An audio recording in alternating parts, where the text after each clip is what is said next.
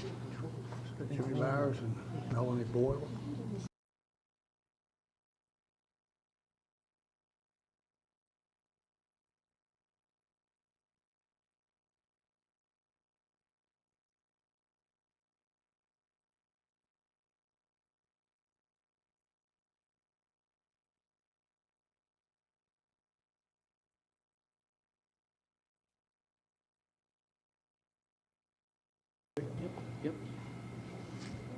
Good evening.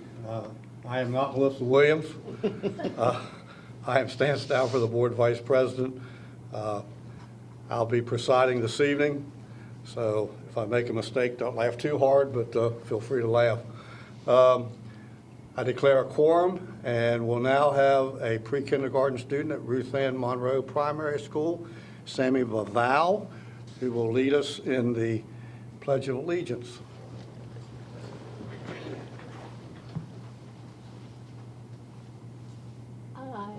Pledge allegiance to the flag of the United States of America and to the republic for which it stands, one nation, under God, indivisible, with liberty and justice for all.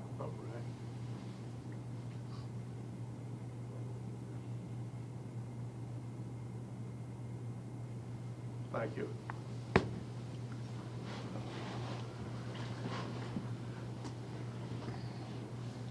So, Sammy. Mom, you can help her. So, Sammy, thank you for being here this evening. You did a very good job leading us in the Pledge of Allegiance. And do you like pre-kindergarten at Ruth Ann Monroe? Who's here? What do you like to do best in pre-kindergarten?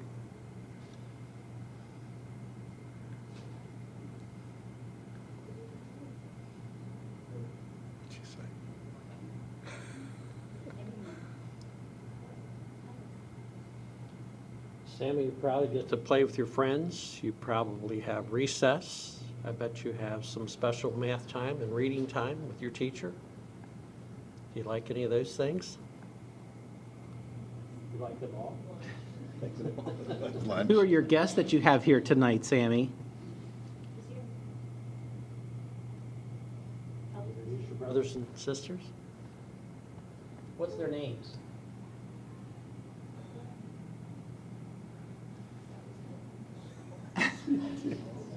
That's all right.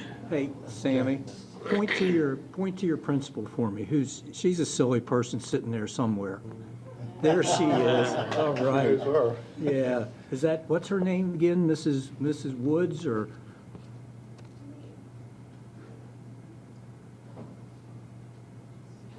Is it Mrs. Forrest?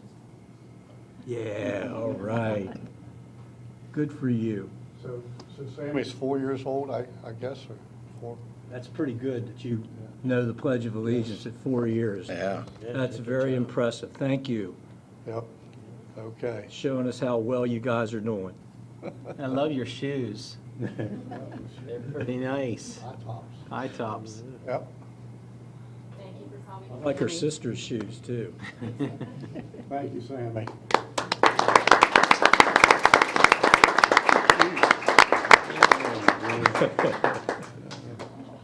Mr. Stauffer, I think that's the first we've had a pre-K student here. I think we had twin students from Morgansville one time, but this is our first pre-K-er, and I think she did a good job. Great job. Yes, she did.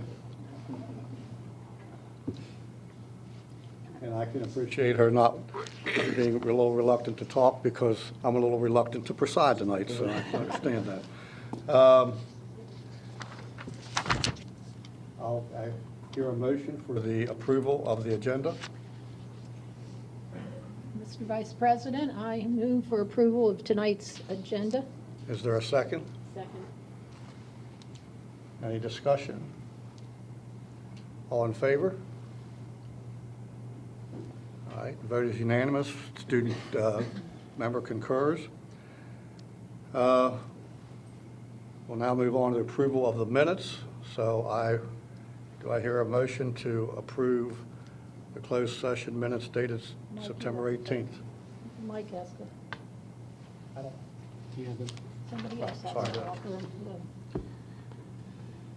Mr. Vice President, I move for the approval of the closed session minutes dated Tuesday, September the 18th, 2018. Is there a second? Second. There's a second. Any Discussion. changes?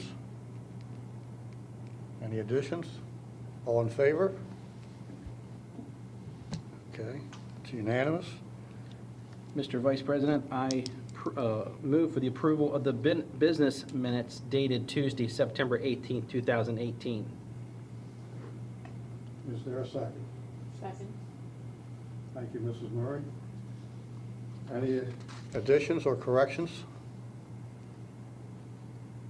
Okay, hearing none. All in favor? Unanimous, and the student member concurs. And before we go to public comment, we'll go to the superintendent's report, part of it. Thanks, Mr. Stauffer. Two things here before we get on with the rest of our agenda for tonight, and then we come back to superintendent's report. First of all, I want to note that today is Custodian Worker Day. We value our custodians greatly. They do a fantastic job out in our buildings, keeping our buildings clean, keeping them open during snow weather and those types of things. I see we have a large contingency of custodians here tonight, and we want you to know how much we value your work and appreciate that.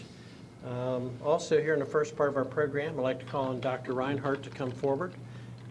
We have a special recognition of one of our students from Boonesboro High School, and I'll let her proceed with that and invite our guest up.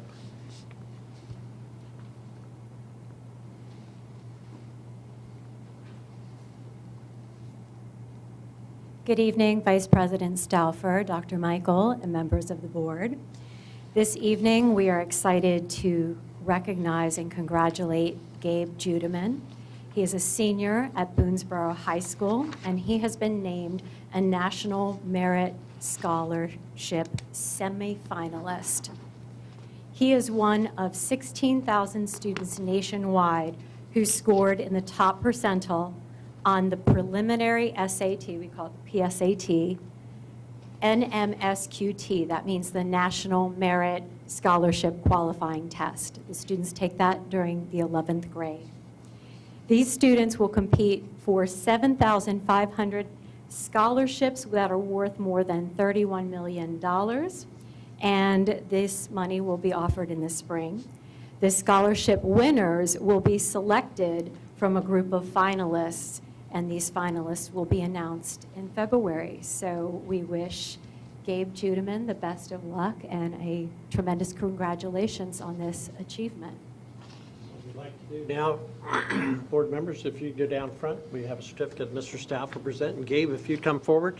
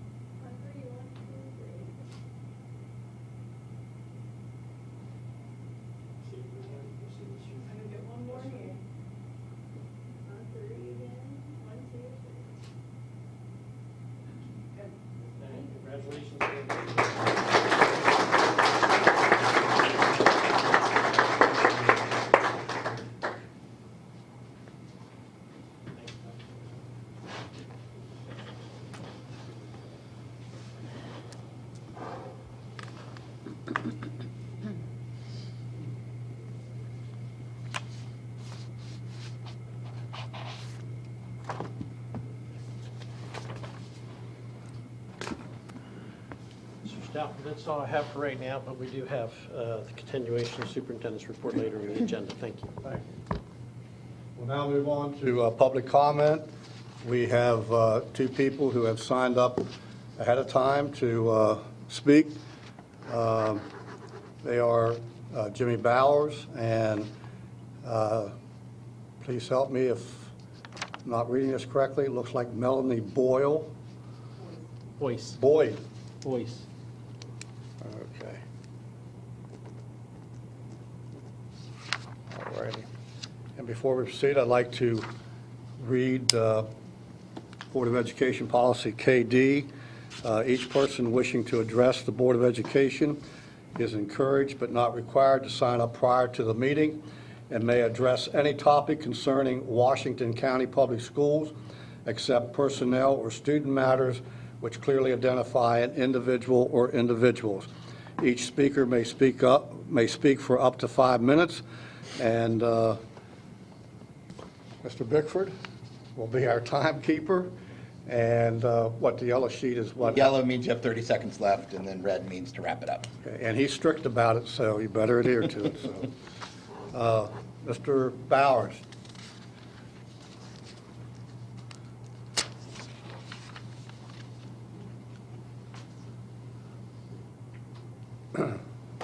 Good evening.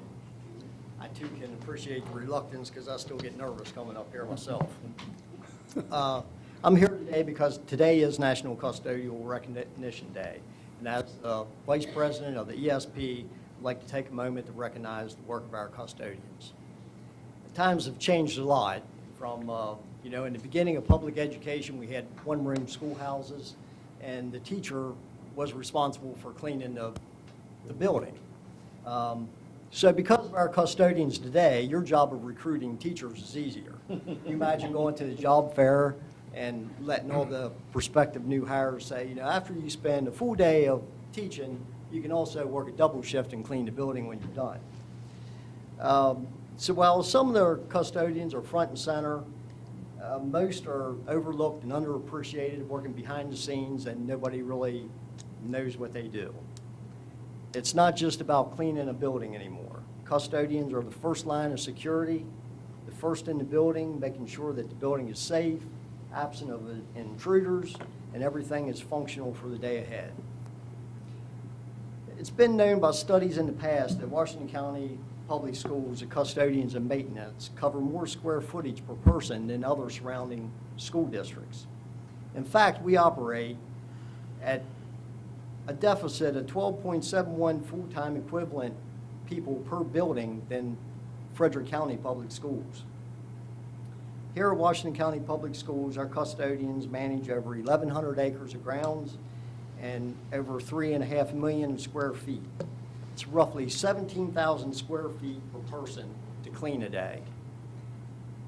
Taking an average house of like 2,200 square foot, that's like cleaning 7.5 houses a day. Could you imagine that? I mean, I don't like cleaning the one I got, let alone cleaning one and then 7 more.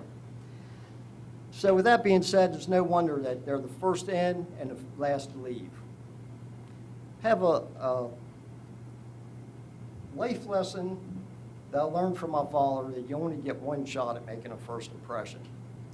Our custodians are a vital part of the impression visitors get when entering a building. When the state can come in and say, even with the lame contributions of our county commissioners, that we only have to do limited inspections this year because of the outstanding job that we've done in the past, we're doing something right. This is a group of people that are proud of their building and proud of the work that they do. So on behalf of Washington County ESP, I'd like to publicly thank every one of our custodians for the job that they do. This is a group of professionals who deserve recognition, compensation, and respect. Thanks. Thank you, Mr. Bowers.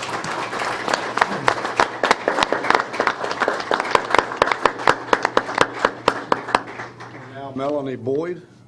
Voice. Voice. Boyd? Voice. B-O-Y-C-E. Voice. My wife tells me I need hearing aids. I think I do. Now that Jimmy kind of stole my thunder, I'm here to speak about the same thing. So I had to write this down because I'm not that good at on the fly. Good evening, ladies and gentlemen of the board and Dr. Michael. I would like to start by introducing myself. My name is Melanie Boyce. I have been the custodial engineer at South Hagerstown High School for 5 years. South High has become my home. I feel confident in saying that most of our custodians say that their school is their home. I came here tonight to thank all of my fellow co-workers on National Custodian Appreciation Day. We are the roots of Washington County Public Schools. We are the ones you see first thing in the morning and usually the last ones you see at night. Among approximately 210 custodians, we are responsible for 3.6 million square feet of buildings to clean, in addition to almost 1,100 acres of land for landscaping. We perform safety drills involving staff and students. We check heating and air conditioning systems to ensure comfort for students and staff throughout the day and for any after-school events and weekends. Another performance of ours is general maintenance throughout the building, including preventative maintenance on fire extinguishers, generators, safety lights, and all of our equipment. This is all in addition to our general cleaning duties, such as removal of trash, cleaning of the floors, cleaning of the windows, and sanitation of the building. And these are just the buildings. We are also responsible for the landscaping around the schools to include mowing, tree and bush trimming, weed removal, and mulching. You will see us at football games, any after-school activity, lunchtime, and graduation. We are the ones removing the snow from the sidewalks while our maintenance crews clear the parking lots. Every day, all day, we are performing duties needed to ensure staff, students, and public safety. These duties are just the ones that are on a general basis. I would like to address the duties we do that are not included in our job description. How many of us have searched in the trash for the kindergartner's barrette because they were crying when they threw it away? How many of us have jump-started the parent's vehicle after a football game because they left their lights on? How many of us have taken the time to help a teacher hang a poster and we participate on our school safety committees? How many of us have asked a student in the life skills class to help us so that they can have a sense of belonging and being essential? Our time spent in schools during our job requirement is why we are paid, but our real payment is the thank you from the teacher, the thank you from the parent, and the satisfaction of seeing that life skills student walk across the stage at graduation, turn to you and smile and wave. The thank yous come from our extra duties. That is what brought me here this evening, to say thank you to my fellow custodians for showing the heart and dedication we have for our schools. Special thanks to those custodians that came tonight: Phil Burnett, Ken Bowman, Dave Sprecher, Krista Stotler, Sean Starlipper, Gail Peck, Brenda Repp, Jim Root, Mark Twigg, Richard Wilhide, John Davis, Margaret Bussard, and Cheryl Saunders. And a real shout out to my crew, most of which who are here: Chris Cruz, Andrea Black, Curtis Knott, Shane Kendall, Mike Nipper, Andre Jennings, Perry Line, and Don Gear, and Katie Knott, who stayed behind to hold down the fort at South Hagerstown High School. Thank you.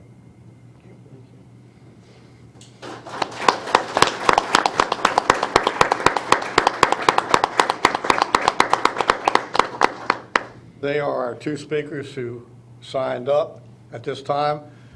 Is there anyone else who wishes to come and speak?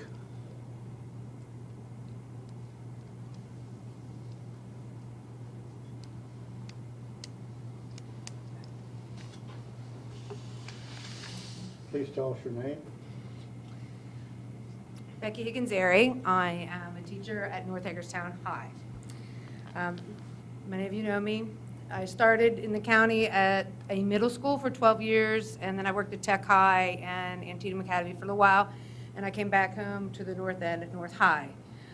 In those years, I was fortunate enough to have experiences at all levels. So outside of a teacher experience and working with my custodial staff, I can see a lot of things that they would do there. And I have to tell you, now that I've been at a high school, it's exponential, the level of commitment and the time it takes to be successful at maintaining a high school. And when I say, let's get beyond maintaining, it needs to be a pleasurable place for me to work.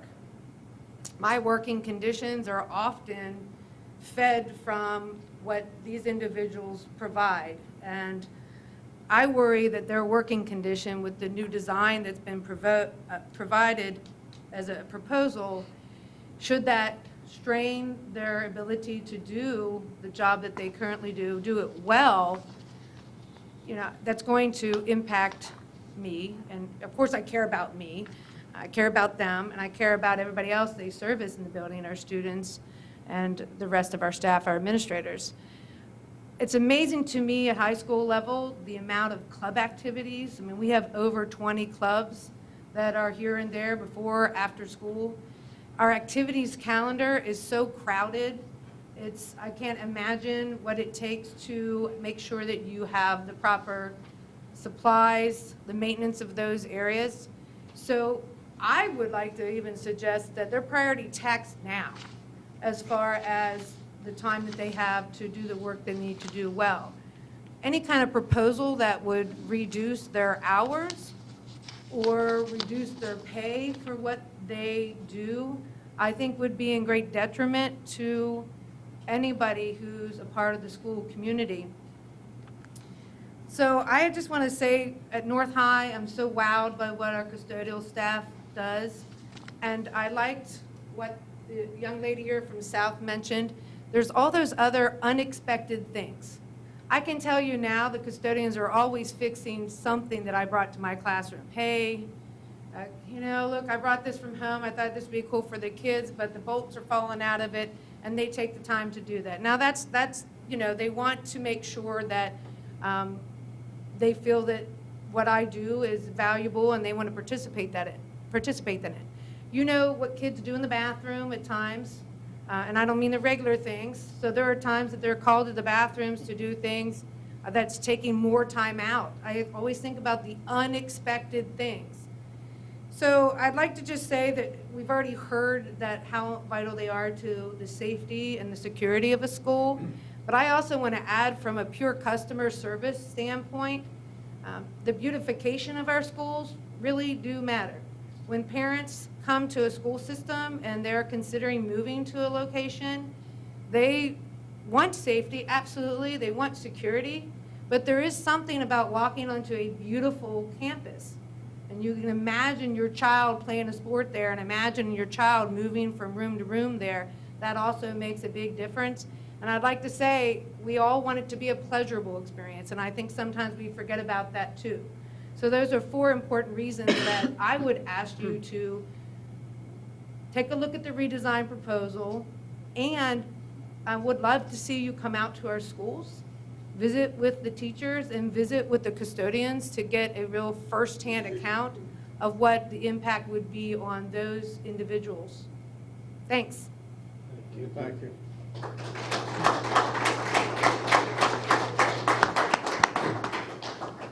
Is there anyone else who wishes to speak?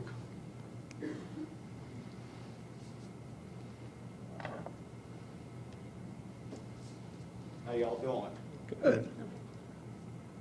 Hello there, I'm John Davis. I'm the head custodian at Fountaindale Elementary. Since this has gone into effect, a lot of us custodians are not happy what they want to do to us. I talked to Boy Michaels personally at my school last week, and this is my opinion to you all. A lot of us worked our butts off to get where we're at today. Totally.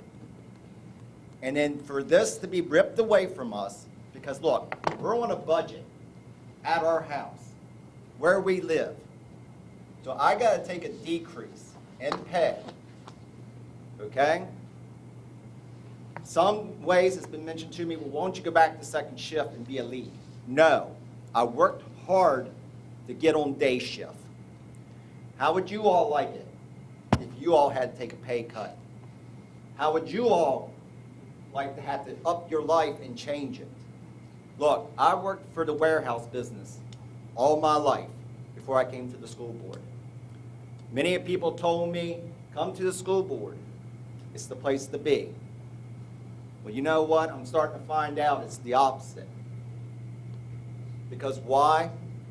A lot of us worked where we had to come up from. A lot of us did not have the education to go to college because we had to work hard and tirelessly. I put in 90 hours this summer to get Fountaindale up and ready for this new school year. And let me tell you something. working your butt off and caring about your school. I don't know what's been told to you all, but this is a ridiculous idea. And I tell you, it hurts. Because now I got to figure out how I'm going to change my bills at home. Instead of constantly thinking about, all right, we're going to have one custodian controlling 3 or 5 schools. What about superintendents? What about principals? Do we need to have as much as we do?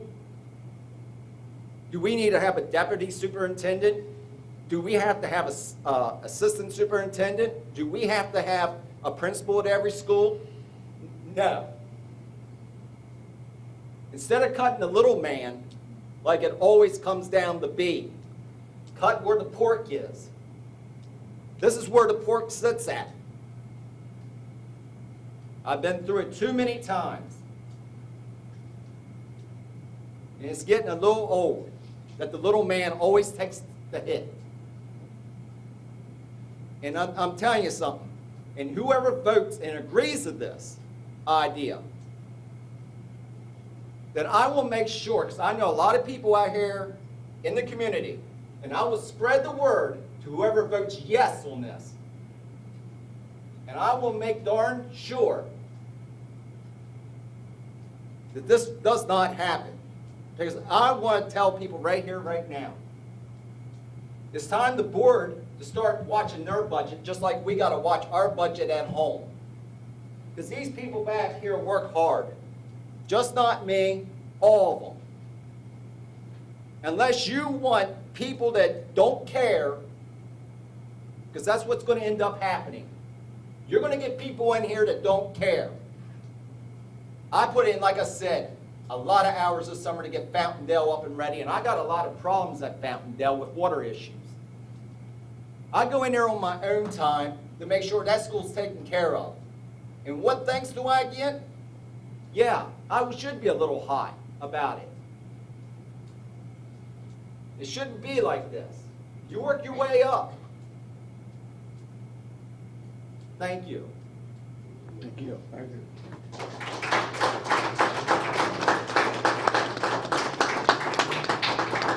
Is there anyone else at this time?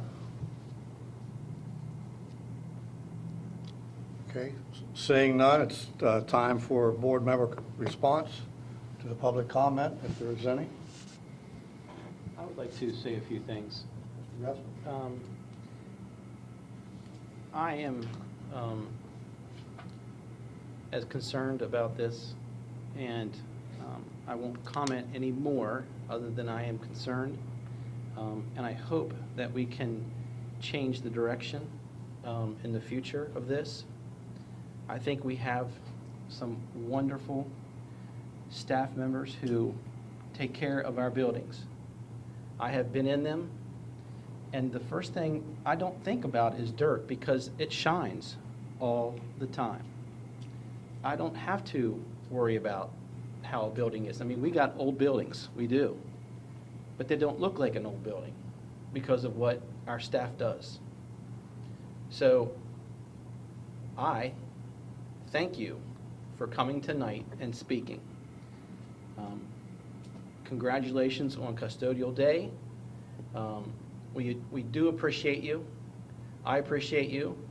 And one final comment.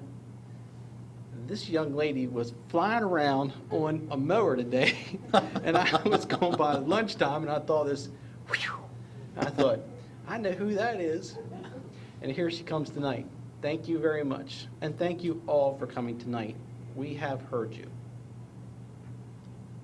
I would like to echo Mr. Gaspard's words. I feel the same way, but I do have to let you know that the elected board has no vote on this. It's not in our hands.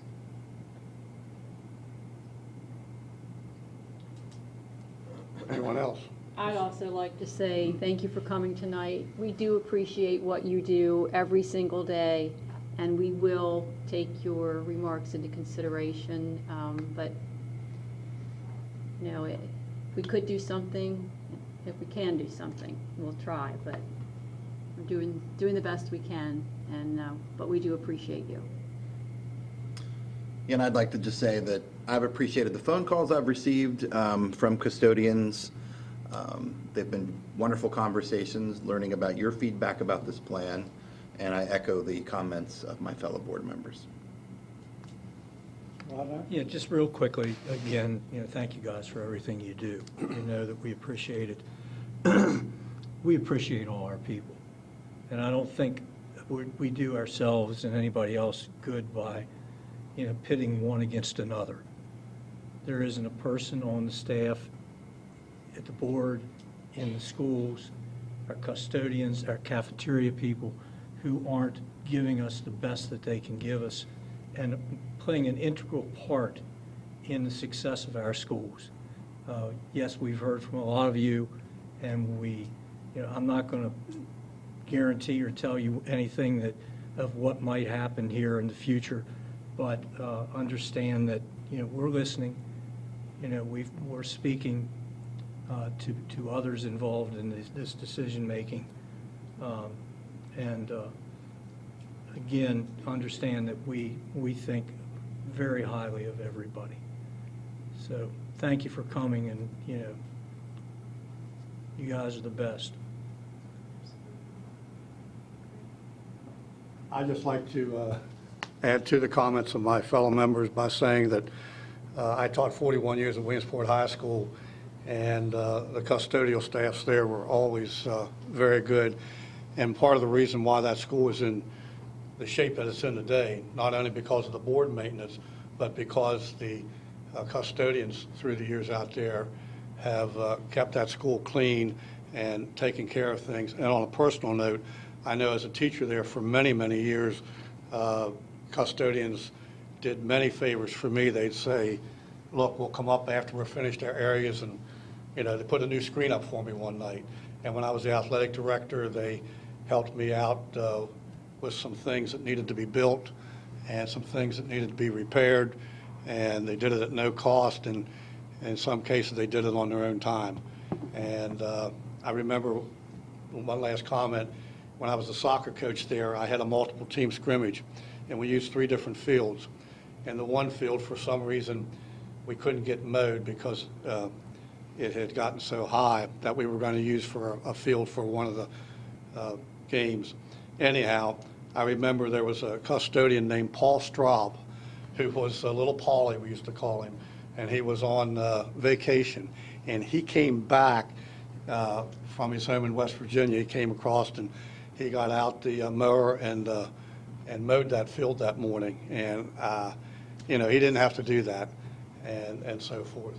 So we appreciate all you do, and I appreciate all the personal contacts that I have received. I've listened, and as everybody else says up here, and so forth. So thank you very much. Appreciate it.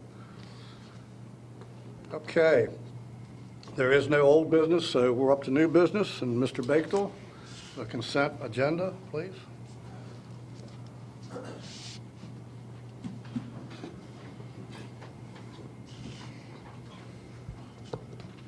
Good evening, Vice President Stauffer, members of the board, Dr. Michael. Tonight, I have 3 items for your review. These items were reviewed by our Purchasing Review Committee and are being recommended for approval. And staff is available if you have any additional questions. Mr. Vice President, I move to approve the awards, renewals, and procurements for Microsoft Premier Support Services to CDWG at a cost of $70,843.25. Paint and paint supplies to Sherwin-Williams at an approximate yearly spend of $38,000. And a 2018 Nissan NV Cargo 2500 van from Younger Nissan of Frederick at a cost of $26,072. Is there a second? Second. Thank you, Mrs. Murray. Any discussion? Any questions or comments? None? Okay, we'll go to the vote. All in favor of the consent agenda? Okay, it's unanimous, and the student member concurs. Thank you. Thank you.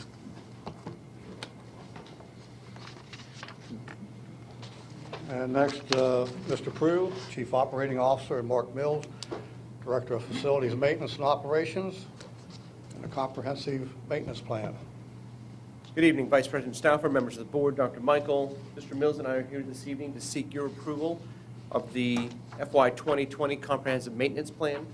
I think as you are aware, this is a sister document to the Educational Facilities Master Plan, which you reviewed in June, and also the Capital Improvement Plan, which you reviewed at the last meeting.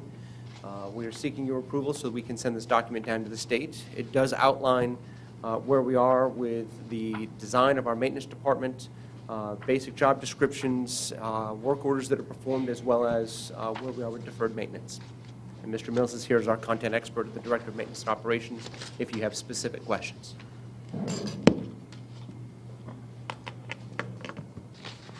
Mr. Stauffer, I move for the comprehensive maintenance plan for fiscal year 2020.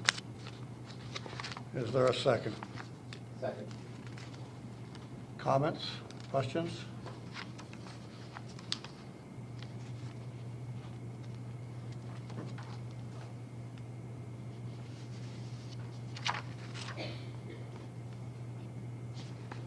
Call for the vote. I want to look at something here first. If you don't mind. I'll call for it then.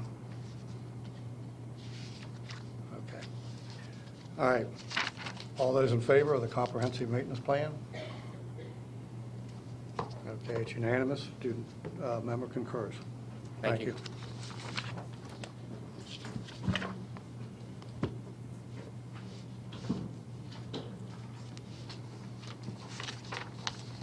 Next, Dr. Bishop, Advisory Committee appointments.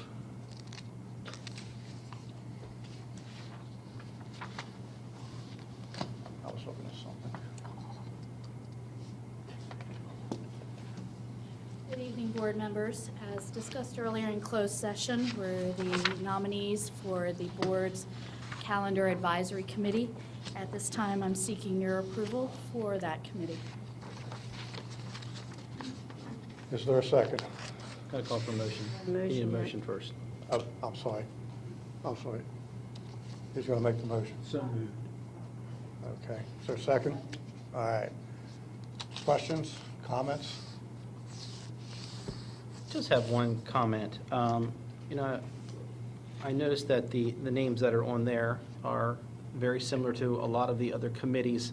And probably 6 to 8 months ago, we had a conversation about putting those out on our website and asking for new folks. And I would just like to revisit that so that we can, try to get some new folks, involved in these committees. There are a lot of committees that we have and are available, not only for school system, but countywide.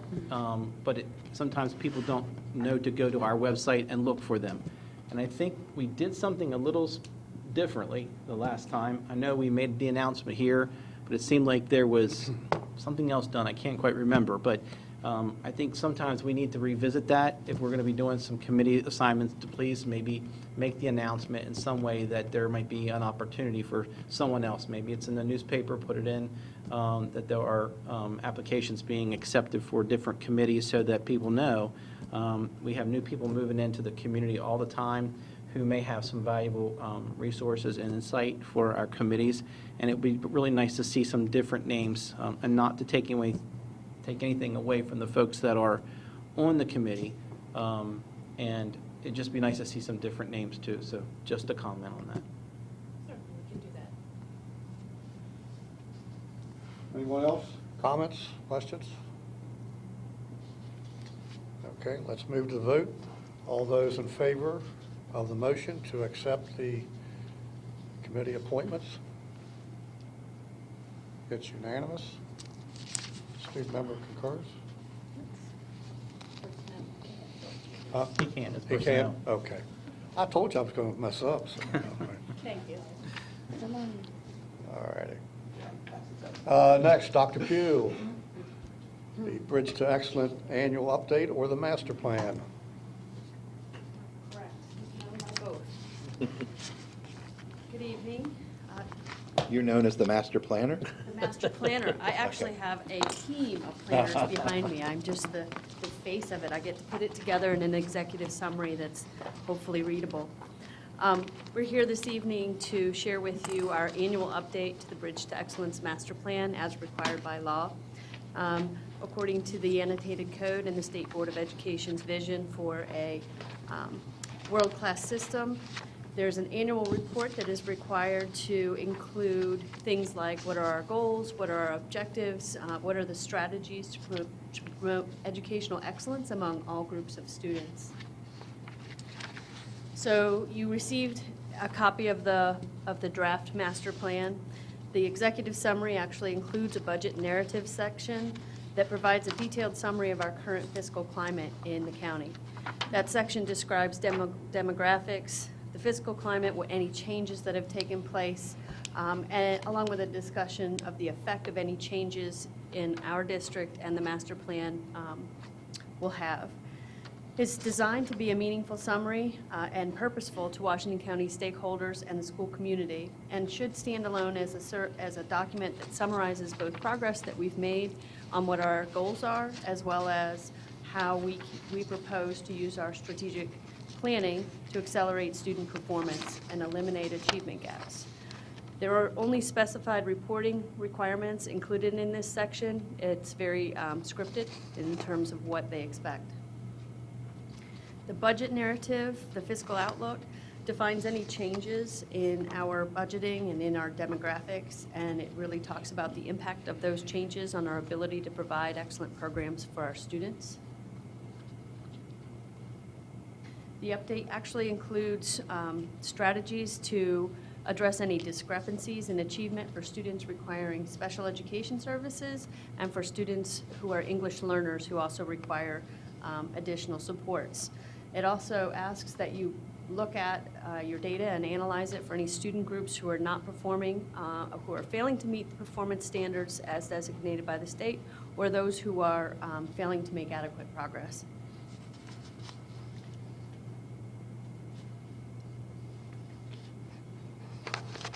So students requiring special education services, you had a long afternoon with special education, but there are additional requirements about in your master planning documentation, because there's such a group that it typically and historically has a large discrepancy between student performance.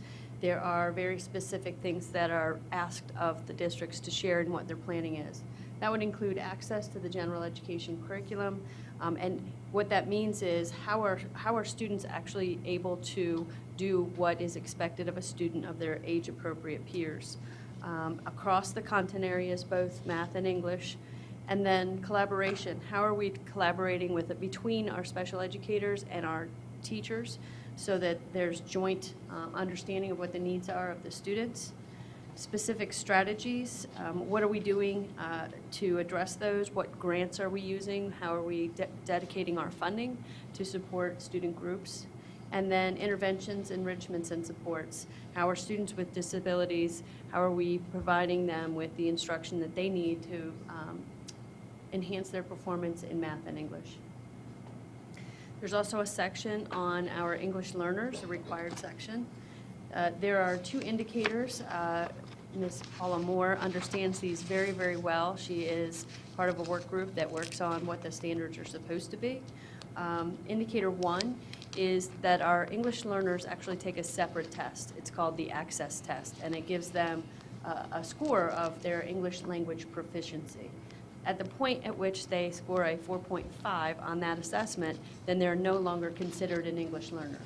They're considered a released REL English learner. And so this group, the student group, when you look at data, typically will underperform because they do have a barrier of access to English. We find that our elementaries, our pre-K programs are doing a phenomenal job in helping our English learners be successful on this access test and be able to access regular education very, very quickly. Each school is looked at as having an EL, an English learner group, if there are 10 students in the school, and it doesn't matter what grade level those students are in. Indicator 2 is the academic achievement. So English learners are also represented in your PARCC scores. So you'll see a subgroup category for English learners. It's about the percentages of students who meet the measurements of interim progress, as well as students who were recently released within 2 years are included in this indicator. It is measured by proficiency on English, language arts, and mathematics assessments. And finally, the last requirement is that we list all of the assessments that we provide and give locally, along with a standard set of questions that every school system responds to, whether the assessment's mandated, what the purpose is, the grade level, the testing window, and whether or not there are accommodations available, and what those accommodations are. And finally, by law, on or before October 15th of each year, the annual update must be updated, submitted, and posted on the public website. We also must submit a draft to the Maryland State Department of Education by October 15th, with a final submission on November 16th. Today, we're asking for your approval to submit and post our 2018 draft manual master plan annual updates. If you have any questions, I'm happy to answer.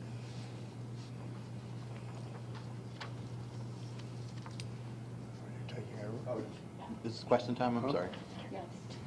Okay, I didn't know if we needed a motion or questions.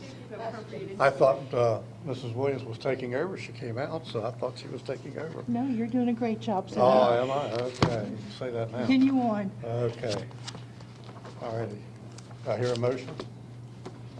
Vice President Stauffer, I move to approve the Washington County Public Schools 2018-19 Bridge to Excellent Master Plan for submission to the Maryland State Department of Education.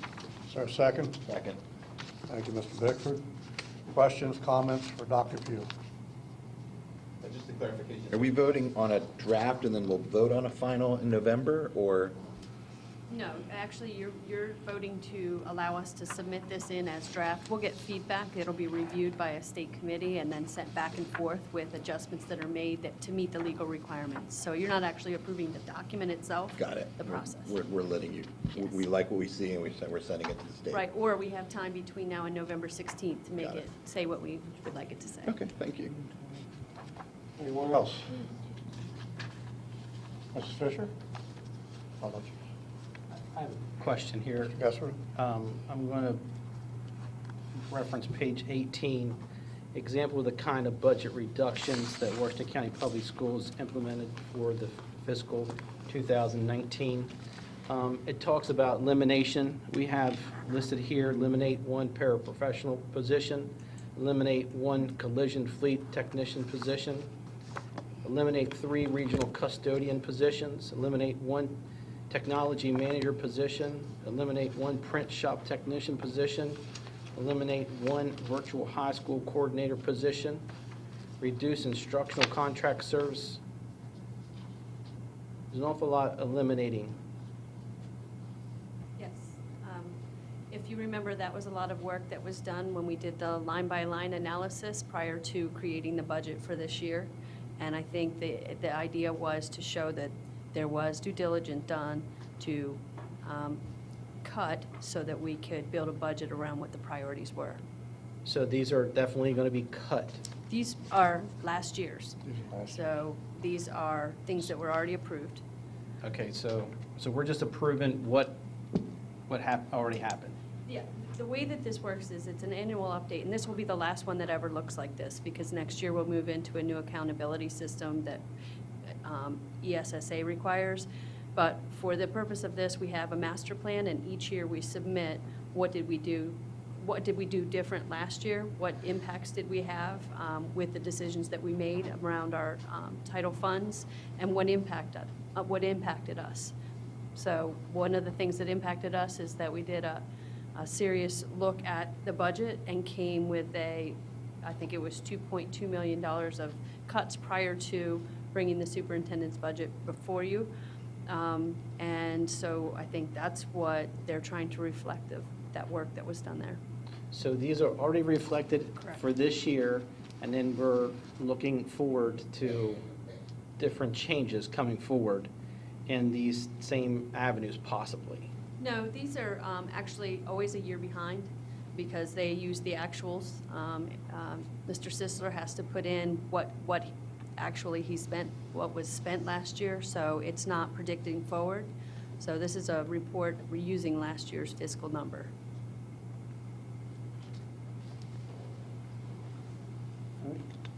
Anyone else? If I may, I have a question on page 8.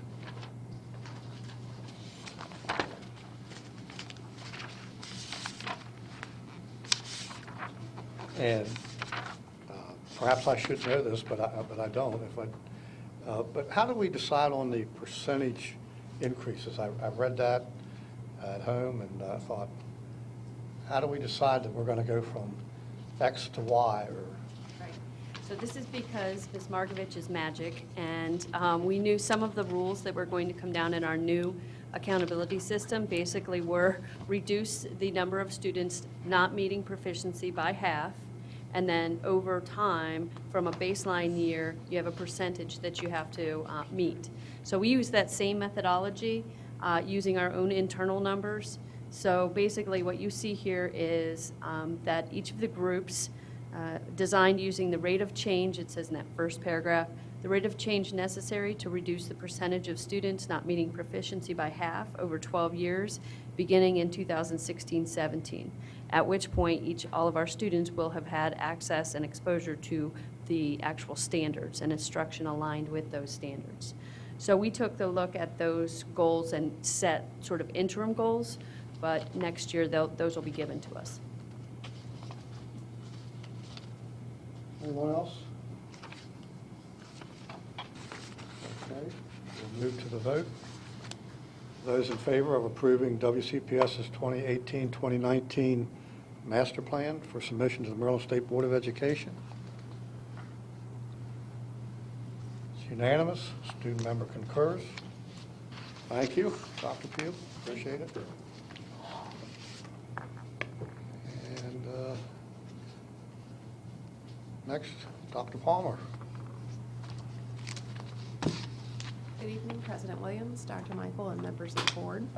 I am requesting approval of a gift of $29,667 to Marshall Street School from the Tri-State Civitan Club and the Foundation for Children with Intellectual and Developmental Disabilities. The funds will be used to install 2 platform wheelchair swings as an addition to their current playground equipment. Do I hear a motion? Vice President, I move to approve a gift in the amount of $29,667 to Marshall Street School from the Tri-State Civitan Club and the Foundation for Children with Intellectual and Developmental Disabilities. Is there a second? Second. Thank you, Mrs. Murray. Any questions, comments? Mrs. Fisher? Does the group that is providing these funds put any kind of restrictions on how they're spent, or is it up to the school totally? I can find out the answer to that question for you, but generally, when they specifically have mentioned what it's for, that's what they know when they're giving the monies for the wheelchair. Thank you. Anyone else? Okay, we'll move to the vote. All in favor of accepting the gift in the amount of $29,667? Unanimous. Student member concurs. Thank you, Dr. Palmer. Okay. Superintendent's report. This time I'd like to call on Terry Baker and Lindsay Dar and Joni Burkhart to come forward to give our annual HR update. So with that, I'll turn it over to Terry. All right. Good evening, Mrs. Williams, Dr. Michaels, and members of the board. Tonight, we're eager to share information with you about our teacher recruitment, our hiring, and our new teacher induction. We're also excited about our new group of teachers for 2018. We're always ever mindful and aware of our communities and our nation's critical teacher shortage, and we are committed to bringing and retaining the best workforce possible for our students. We analyze our teacher turnover data, as you see on the screen, to drive a recruitment plan each year. Our recruitment philosophy. Our recruitment philosophy is all about intentional recruitment. This past year, we spent a lot of time making it very personable with our candidates. We actively interacted and engaged with possible applicants and those who made application through our system. We did this at recruitment fairs, on job boards, social media, email, phone, and in-person visits here at CES and throughout our schools as we toured candidates throughout the county.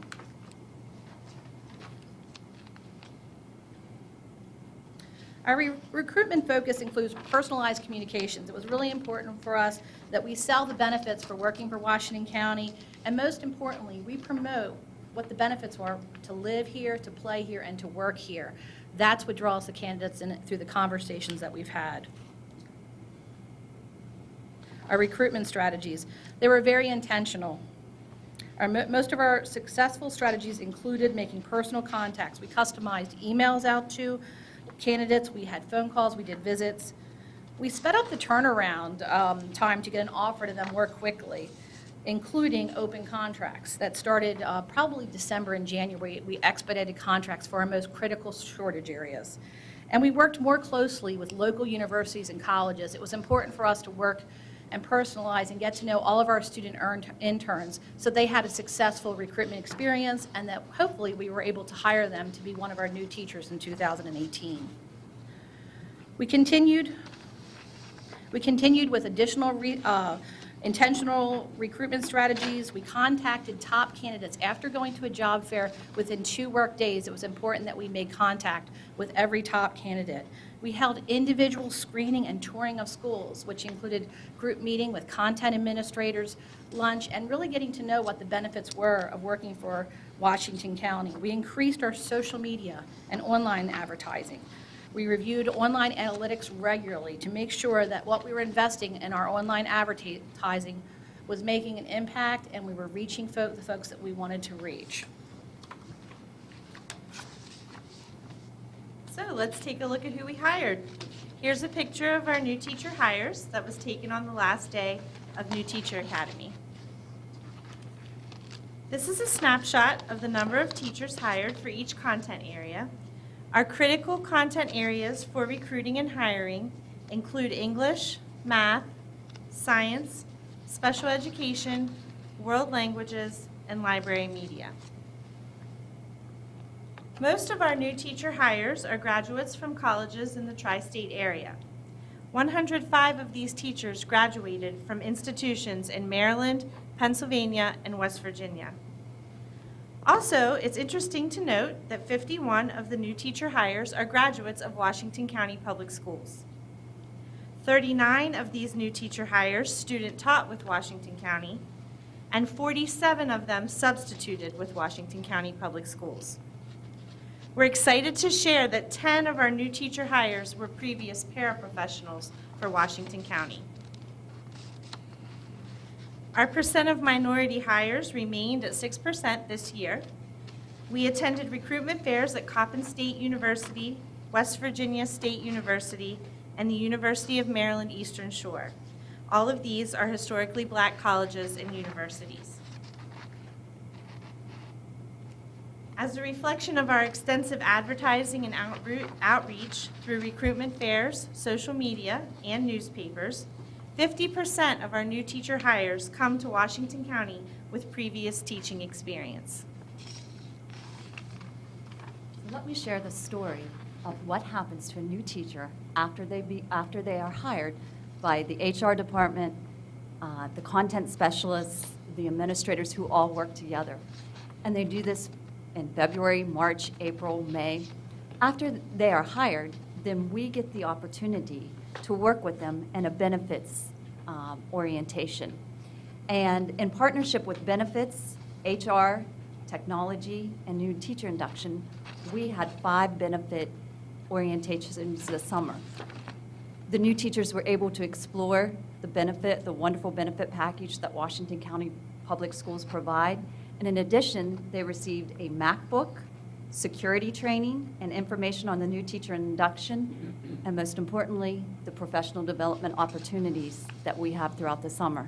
And I'm proud to say that we had over 80 teachers participate in professional development activities in the summer in order to get them ready for the start of the school year. Then in August, we begin our New Teacher Academy. And New Teacher Academy is the first event of the new teacher induction program. And I want to say thank you to everybody who was able to attend. I know your summers are busy, and we had a great time with the new teachers. At New Teacher Academy, we hope to create a welcoming environment that promotes new teacher learning and provides resources for new teacher success. Some of the highlights are listed there on the slide.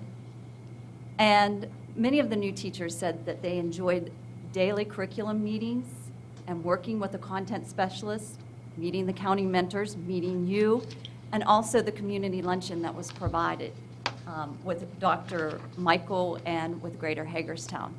And some of them who are new to the area were able to find doctors and dentists and talk to the community and find out what a wonderful place Hagerstown is to live. And I believe, and I also wanted to say they got to work with an experienced teacher. And this is very important for new teachers.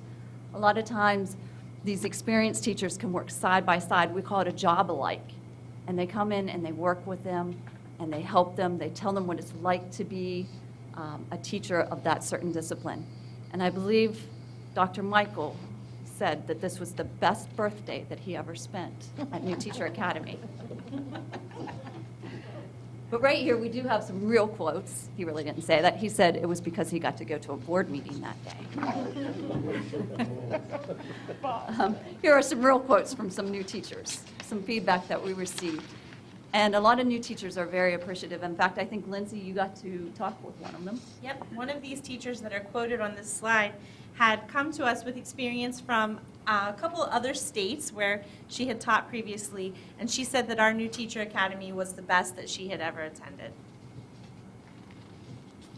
So based on the feedback that we receive yearly from new teachers, the county mentors create a first-year new teacher induction course. These are some of the highlights that we have. And as needs arise, we offer relevant sessions where new teachers can collaborate with experienced teachers. Just as you were talking with special education today, we realize a need for new teachers is to work with special education specialists. And we have already planned 3 different sessions where we can do that. Perhaps working with a teacher or a content specialist who is an English language specialist, poverty, diversity. And then we continue on through the year and customize the support of new teachers by using our county mentors. County mentors are very useful in having continued coaching conversations that are non-evaluative and reflective with these new teachers. They work on goals and data. And again, the new teacher induction program works with the county mentors, the content specialists, the administrators, HR, anyone who will work with us to help retain these teachers. Part of our work to retain the most highly qualified teachers includes obtaining feedback and adjusting our work based on their needs. When we asked our new teacher hires what will encourage them to stay with Washington County, you can see the top 3 factors include the culture of the school and county, professional learning opportunities for teachers, and salary. As we look to retain our teachers, we will continue to provide support to all Washington County teachers through content administrators, school-based administrators, and lead teachers. This includes continuous professional development, in-class assistance, and co-teaching opportunities. Human Resources will provide support through career counseling, coaching, wellness programs, and collaboration with mentors and content administrators. So looking forward, we continue to examine and analyze the data and feedback we get from new and veteran teachers. We work every day through the strategies shared this evening, including intentional and personal planning to attract, recruit, develop, and retain talented teachers. I've never worked with a more committed group. We have a group meeting every week. If we weren't meeting about recruitment this year, we started meeting about how we can support our teachers. Content administrators, human resources, benefits, principals, mentors. Joni is Ms. Burkhardt here is just invaluable to that process, a great leader with our mentors. And we meet weekly and discuss individual plans to help make sure we're supporting our teachers and giving them what they need, so that ultimately, so that our students come first and that they're successful. Any questions for Mrs. Fisher? Oh, excuse me, on the new Teacher Academy feedback page, the last person who spoke said that she wishes that she'll have some kind of PD for the teacher, or you will have some kind of PD for the teachers after their first year that revisits some of the things that they found perhaps not so clear. I'm wondering if you're thinking maybe about doing that? Well, absolutely. I never miss a chance to throw a PD party.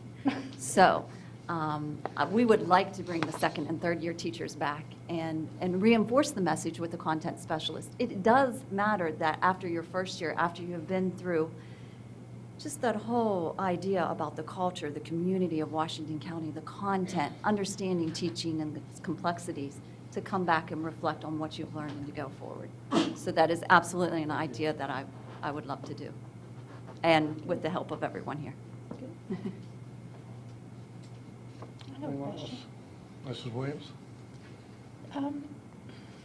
Do we ever have anyone decline an offer of employment? Yes, most definitely. I'll have Lindsay speak to that because she's the Okay.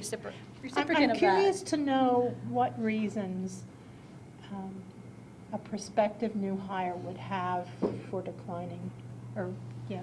Generally, in the situations where someone has declined an offer, it is because they have been interviewing in multiple counties, and most of what I have seen is that they receive an offer that's closer to home. So they're throwing their name in the ring for Washington County, you know, as a prospective place of employment, but they're really more interested in working closer to home and not moving. And so when they have that opportunity come open, that's something that they would decide to choose. Thank you. Anyone else? I just have a question, and it's about diversity. Every year we go through this diversity issue, and we come up short again. What do you think that, give us a reason why you think that we're having such a difficult time with the diversity? Well, we have our pipeline is very slim for the teachers that we do recruit. We're trying to recruit the top candidates. Across the nation, what we've read in studies that we've read over and examined, I mean, we're looking at less than 20% of our teacher candidates are of color. And so that's just one form of diversity. But so it is a challenge. And this year we remained at 6%. We are going upward, but you're correct, Mr. Gaspard, it's much slower than we'd like. We are targeting advertising. We're using analytics more than ever to make sure that we're outreaching to as many populations as we can, different communities. We are participating in more job fairs than ever at our historically black colleges and universities. We're trying to produce and be involved in and participate in community events such as the Hagerstown Hispanic Festival. But it is an upward struggle, and I wish I had none of us really have the absolute answer, but it's committed. It's something that we work towards and strive towards every day. One thing that I think we had talked about in the past, and I look at these numbers for Washington County, when it says, you know, they attended, 51% of the teachers attended Washington County. Maybe we need to start a teacher academy where we mentor a teacher within that colored Hispanic group and say, let's work with you and see if there's some type of scholarships that we can get them. I know that we had kind of talked about a little bit where maybe we come up with maybe partner with one of the greater Hagerstown groups and say, you know, let's find some scholarship money that we can get these folks, lock them in for 5 years of teaching here if we pay for their school. And when they go through 5 years, it seems to me that they're going to want to stay. If you've paid for their school, and 51% of these people are coming back and they're teaching. So maybe we just need to start looking more within instead of looking without, because obviously we're not getting much success. And we do have, you know, a large diversity of student population. And if we start maybe mentoring some of our students and talking with them, and then finding a teacher to mentor a student through that process, and finding a way to help pay for their schooling, ask for 5 years of their life to come back and teach, maybe we can hook them and have them the rest of their teaching career. You know, I just think that we have an opportunity, and the numbers show that there's 51% here and 47% substitute here.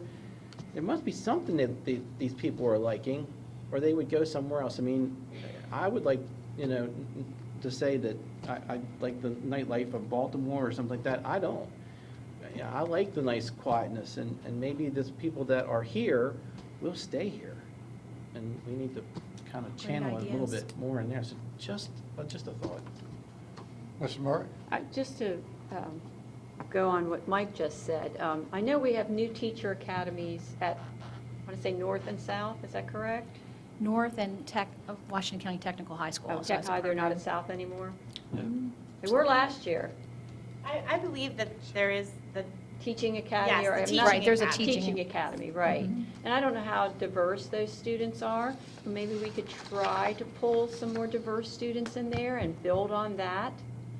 Definitely Some all of the great things ideas. And there are programs across the nation, states running their own campaigns to recruit teachers, offering scholarships. And the last directors and deans meeting that Lindsay and I went to, the end of last year, there was a chatter about what could happen statewide, because there are concerns across the state. Of course, we're concerned locally, but it is a local, a state, and a national issue. But you're right, there are people that are working, that are going to school here, graduating from our schools, they're coming back to substitute and work in other capacities. How could we encourage them to become teachers here in Washington County? This may be for Lindsay, but Terry, you may know the answer to this as well. With the 10 previous paraprofessionals, are these paras that were credentialed and then decide to work as paras and then apply to be a teacher, or I are don't these remember. non-credentialed people? I don't who- remember the exact numbers, but some of them were certified teachers that Uh-huh. didn't obtain a teaching position at first and were paraprofessionals. Several of them actually worked to obtain their certification while being paraprofessionals. So they took advantage of the career development funds that are available for tuition reimbursement, and they were going to school working to obtain their certification while they were working as a paraprofessional with So us. another way to grow our. Yes. Right. Anyone else? I'd just like to make one comment on what factors will encourage new teachers to stay with WCPS. I noticed that the culture of the school/county is pretty high, 88% pretty much. Professional learning opportunities for teachers, 71.5%. Then salary is 69.2%. But I would suggest that to those out there who would look at that and say, see, salary's not the most important thing to teachers. I've always said to be a public school teacher, you have to be somewhat altruistic because of the pay. It's good, but there are a lot of other professions pay more. But that should not be used as an excuse to not provide funding to keep our salaries competitive with other LEAs in this state and neighboring states. Anyone else? Thank you. Thank you. Thank you.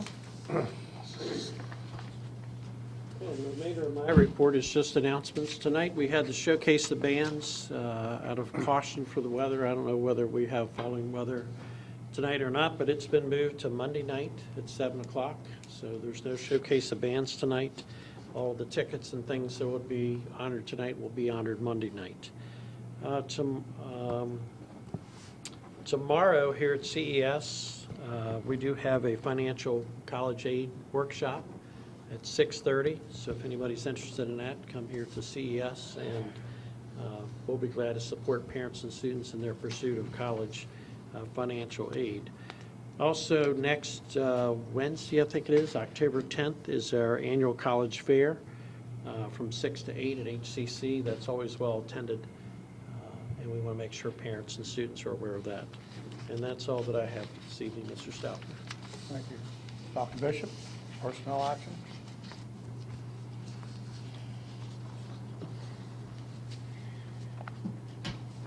Good evening again. As discussed earlier in closed session, there are several staff changes for your review. At this time, I'd like to ask for your approval of today's personnel actions.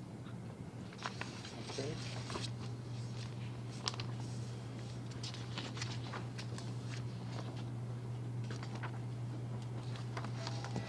Okay, all in favor? There you go. Got that a motion? Oh, I'm sorry. I'm sorry, I told you I'd mess up. Just nodding to our chair of our Human Resources Committee. To approve the personnel. Second? Second. All right. We go to the vote, all in favor? Okay. Opposed? You were affirmative? Okay, so it's, what? Want it again? One, Spot two, yeah. You want it again? you voted yes? Mr. Yes, Burnett? yes, Okay, yes, yes. so it's 5-4, 2 opposed. All right. I didn't see what he did. Thank you. Thank you. Okay, next up, audited financial statements. Mr. Brandenburg, Mr. Martin, and Mr. Peters from Smith Elliott Kearns.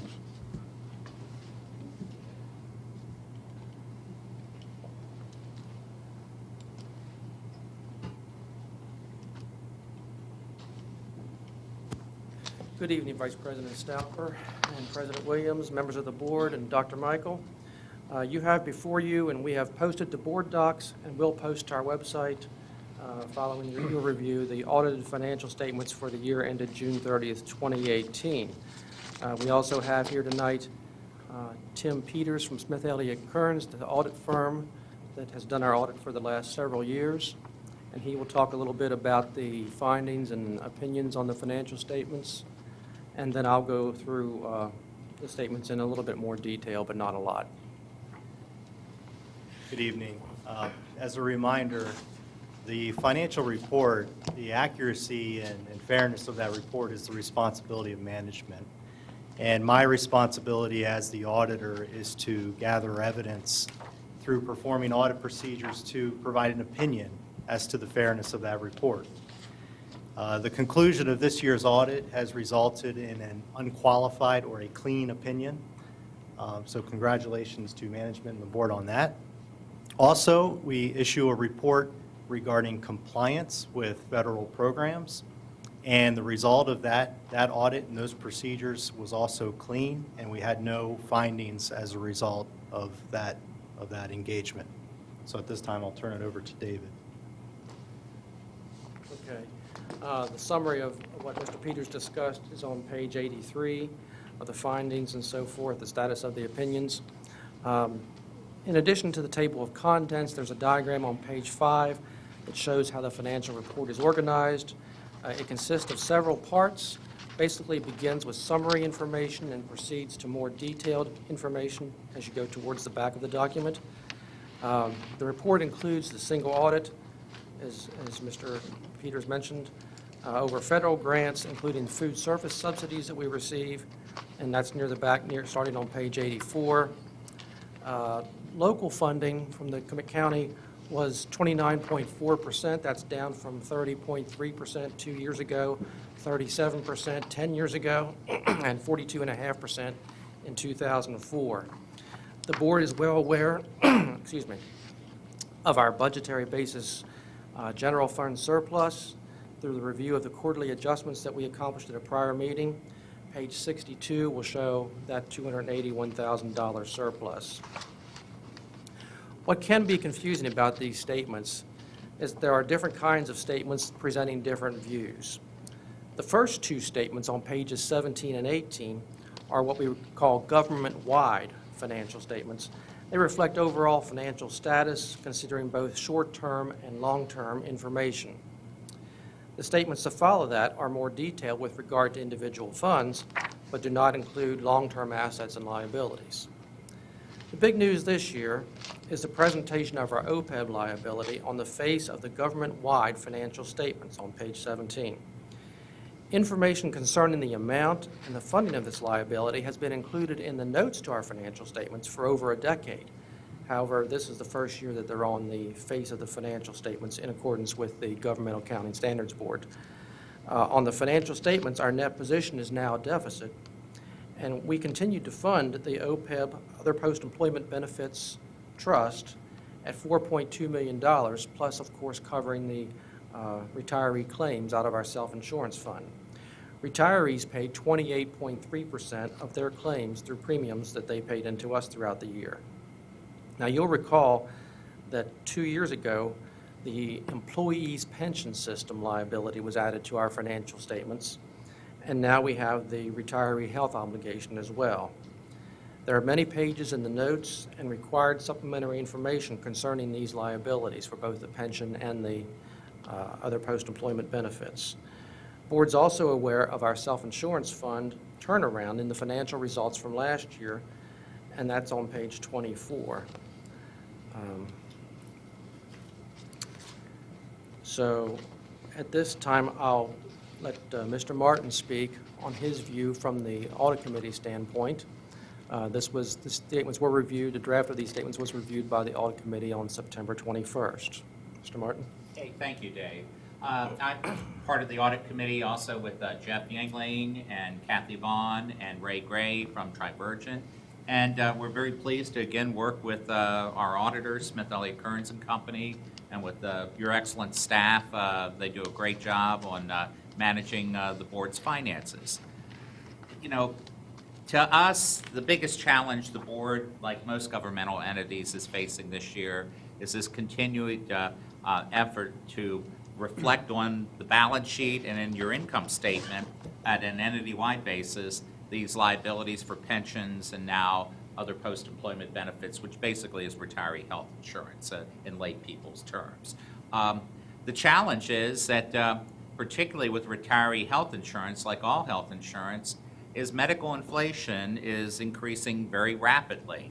And what you have right now is basically, much as a pension, you've agreed to provide a defined benefit that whatever that future cost is, you're going to fund it at the level you're funding it right now. And that liability, with your actuary's help, is basically projected to go out into the future. It's offset by what assets you're accumulating, and you have accumulated assets. I think if you look at the statements in more detail, you can see that you've made good progress towards funding some of these liabilities. But unfortunately, that medical inflation is increasing more rapidly than the current funding is, even though currently you've got positive cash flow on the amount you're putting in to pay for these things versus the current cost.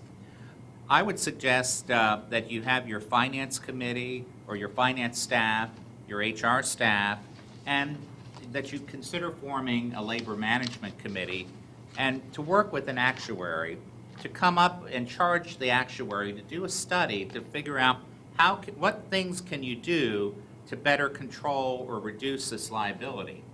I know at the city when we were facing this note disclosure a number of years ago, we found we were able to make significant reductions in that cost by changing. The employees weren't harmed, the retirees weren't harmed, but we basically, rather than just agreeing to pay whatever it was, we decided to go to encouraging people to use Medicare Part D and then providing a stipend or supplement that was a defined cash amount that the employees were able to use. What it did was it converted something that had no future limit on it to something that could be periodically reviewed by the governing body to make sure that it was current and appropriate and fair for everyone, and that at the same time it wasn't something that had to just be actuarially increased by whatever assumed medical inflation was. It basically was a great thing of being fair with the employees, also not wrecking the finances of the organization. I don't know what the answer is, but obviously having to reflect a liability now that is almost as large as your annual budget is a challenge for the organization, and something that I would encourage you to, it's going to cost a little money to hire an actuary and to work and to form a committee. You may already have one, But I think it would be something that would be very worthwhile to the board and its finances and the future of keeping the benefits for the retirees in the future, so that you don't end up having too much of your budget have to go towards this or reflect negatively on your finances. Other than this, it was a great year overall for you all. There is information on page 55 concerning this post-employment liability, and the assets that have been accumulated in the trust are about $64 million as of June 30th. But it's a very large liability. Yes. So at this time, I'll be happy to entertain any questions. I'd be also glad if something comes up in your further detailed review, if you send me an email, I'll be glad to respond to that. Yes, sir? I just have a question. Was that recommendation for the actuary from the board or just a general comment? It's a comment. We didn't actually take a formal vote, but there was a consensus that it's something that I think the board should consider. Ultimately, it's your decision. And unfortunately, this is something that I don't see getting smaller in the future with the way medical inflation continues to trend. Okay. So we would recommend that it's something you may want to look into. But I would suggest you need to work with your employees and your other staff people to come up with some ideas. I understand what Mr. Martin is talking about because my husband is a retiree of the city. And it's a pretty good benefit. Our biggest concern with it has to do with the way you have to verify your costs, and the companies you're working with sometimes don't put out the necessary information that the city wants for proof. And that's been a difficulty, but I think the program itself is a pretty good program. I'm dealing with it now myself. I just turned 65 this year, and what basically happens, the city limited its liability. Under 65, you're covered by regular health insurance just as an active employee would be, and you pay in towards that. When you go over 65, you're incentivized to basically drop the drug coverage and to go into use Medicare Part D, and then there's a cash stipend to help pay for those things. And we work with the Commission on Aging in providing advice and guidance on assisting people in using Medicare.gov to choose appropriate plans.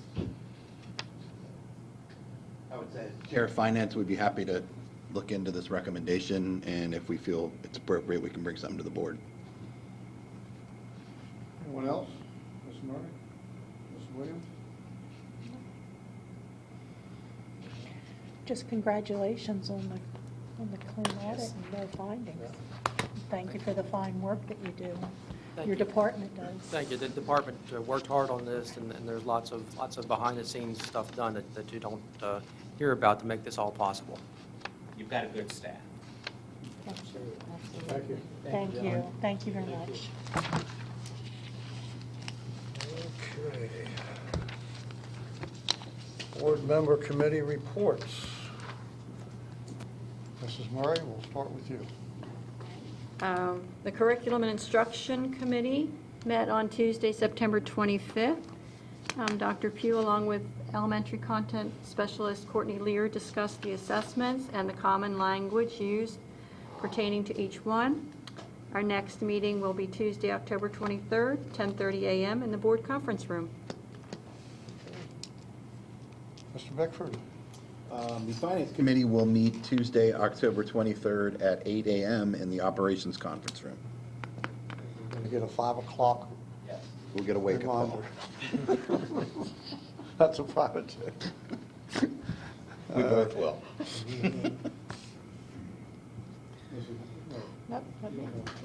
Mr. Gessler?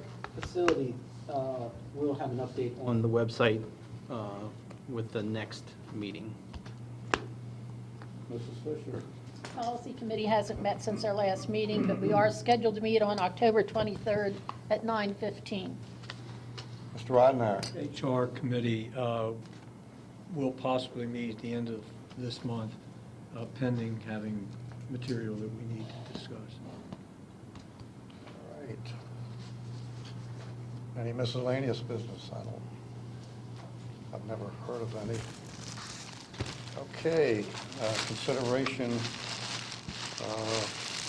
future agenda items. You can see the list there.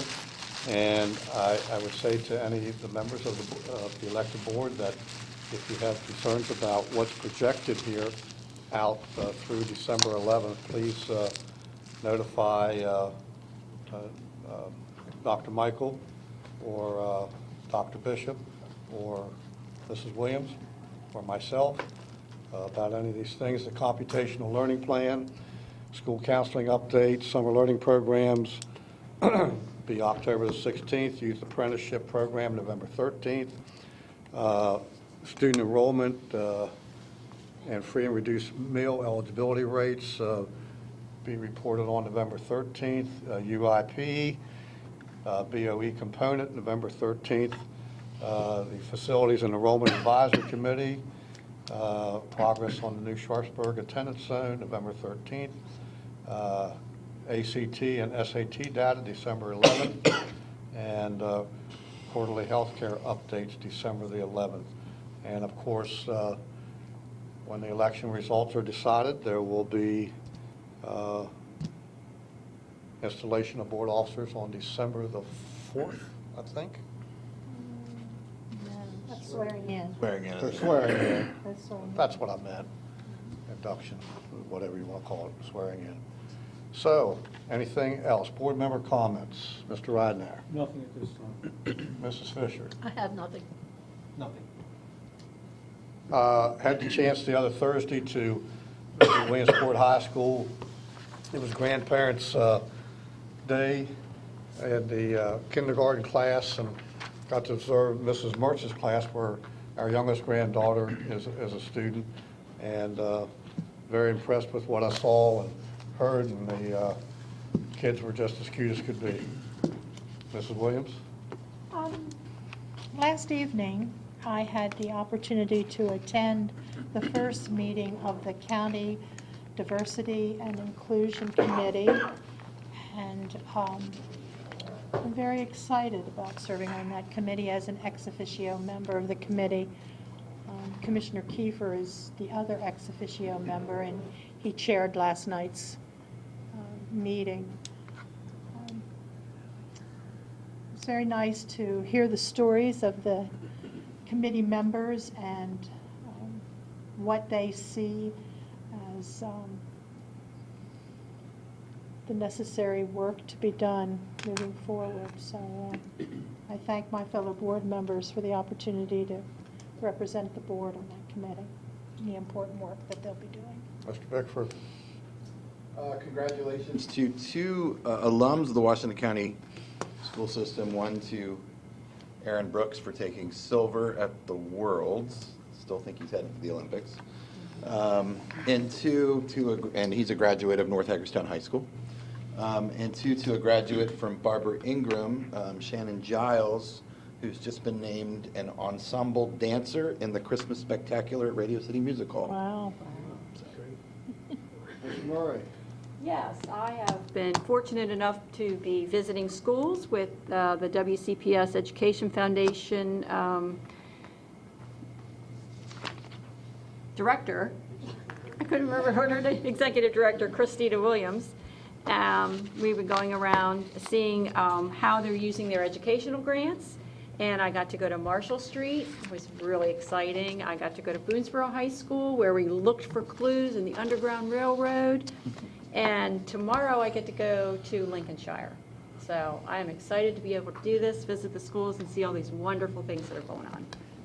Mr. Mackwick? I have nothing. Okay. Hearing nothing, meeting's adjourned.